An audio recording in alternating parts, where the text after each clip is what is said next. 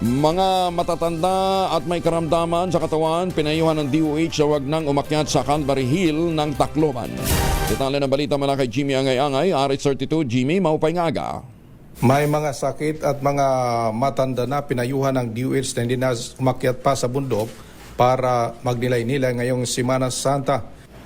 Ito ang sinabi ni DOH Information Officer Francis D.B. Garcia sa isang panayam.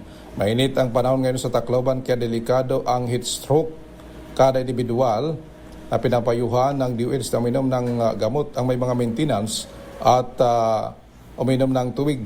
Ang mga bundok na nagsimula na naakyatin ng mga mananalampalataya ang Calvary Hill sa Tacloban, Bukid Fatima at Ginhangdan Hills sa bayan ng Palolite na matataas na itong bundok.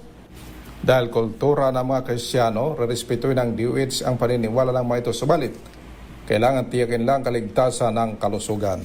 Mula dito sa DYVL Action Radio Tacloban, ito si RH32 Jimmy Angay-Angay para sa DZRH.